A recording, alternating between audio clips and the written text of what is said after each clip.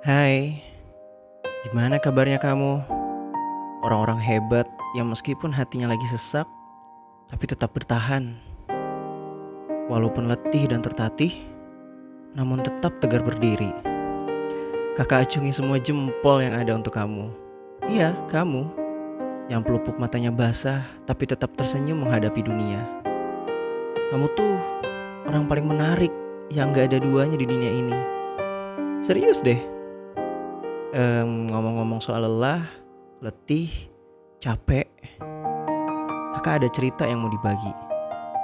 Karena kata orang, sharing is caring. Berbagi itu tandanya peduli. Well, kamu boleh tafsirkan itu kakak peduli sama kamu, atau mungkin justru cerita ini untuk menguatkan diri kakak sendiri. Dua-duanya betul. Ya, namanya juga manusia, makhluk gak sempurna yang diciptakan Sang Maha Kuasa.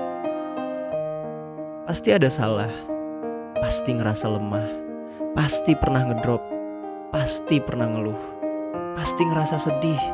Manusia tuh, kamu, aku, kita. Tapi izinkan kakak bercerita sedikit di sini. Cerita yang semoga menjadi penghilang dahaga bagi para musafir kelana, penyejuk di jalan nan kering kerontang, penenang dalam badai yang mengilat gunturkan kedamaian. Kakak mulai ya. Bismillah.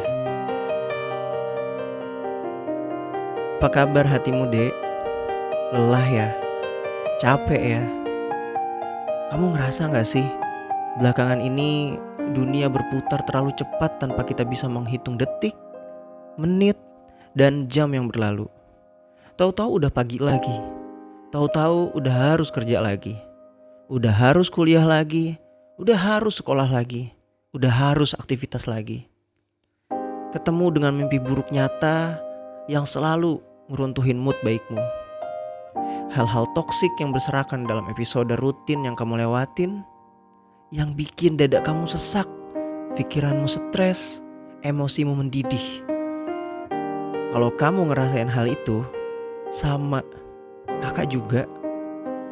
Penat banget, pengen teriak sekencang-kencangnya. Mau menghilang bisa gak sih? 1 bulan aja, tanpa semua rutinitas ini. Pengen bilang gini, Tuhan, aku lelah banget.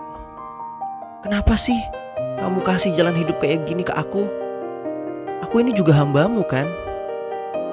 Sambil nahan air mata di pelupuk. Iya, akhir-akhir ini bebannya terlalu menumpuk. Di luar mungkin orang melihat kamu baik-baik aja. Tapi mereka gak tahu kan gempa dahsyat yang berguncang di batin kita. Mungkin masalahnya kayak masalah dengan temen yang toksik, masalah sama pacar, dosen, guru, bos yang bisanya ngepres doang tanpa mau mendengarkan keluh kesah kita. Atau mungkin masalah duit, hutang, kehilangan orang terkasih. Tiba-tiba kita sudah merasa diri kita si paling menderita sejagat raya. Ngerasa Tuhan gak adil. Seakan-akan kitalah center of universe, pusatnya semesta. Bahwa semua ini haruslah tentang kita, tentang diri kita. Gitu kan? So kakak mau bilang ke kamu, Dek, kakak ngerti. I know what you feel. Mungkin kamu lelah dengan semua kerja kerasmu yang gak pernah dihargai.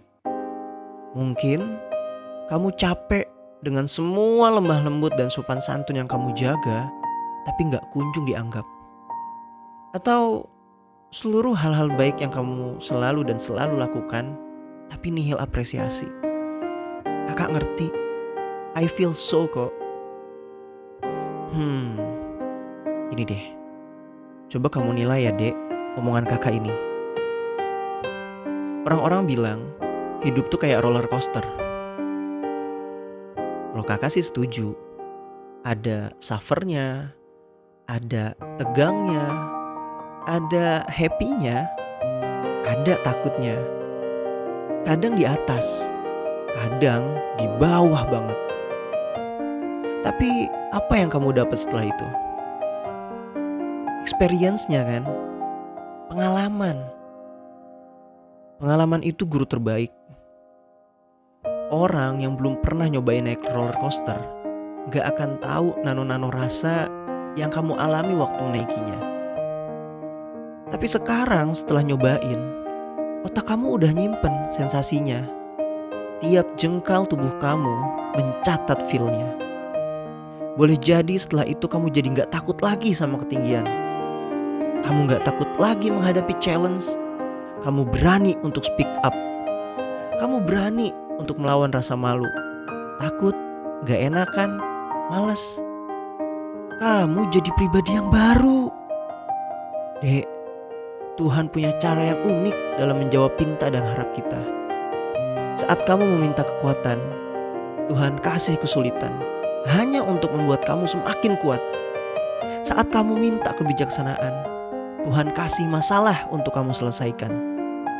Waktu kamu minta kecukupan dan kemakmuran, Tuhan kasih kamu kesempatan dan tenaga untuk bekerja. Dan saat kamu minta keberanian, Tuhan kasih bahaya untuk diatasi.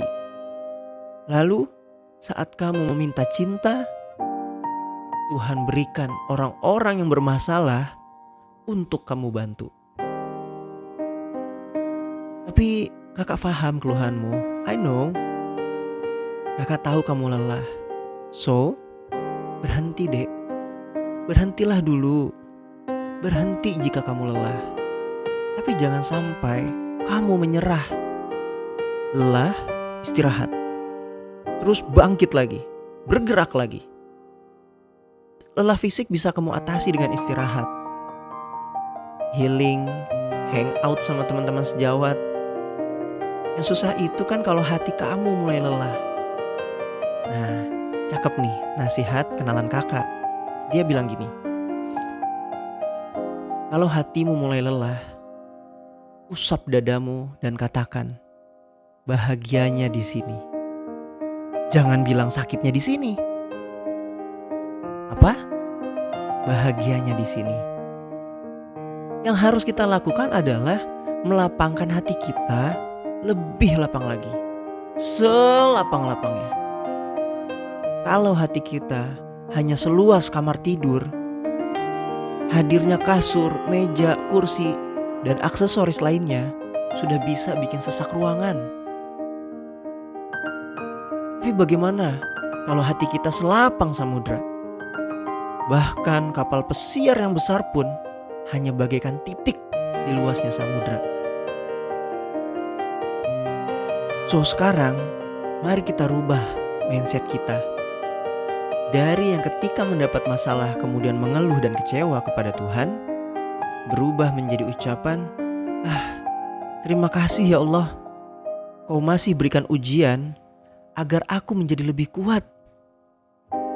Tiap kali masalah datang, hati kerontang, yuk usap hatimu seraya bilang, Alhamdulillah, bahagianya di sini, di hati yang lapang.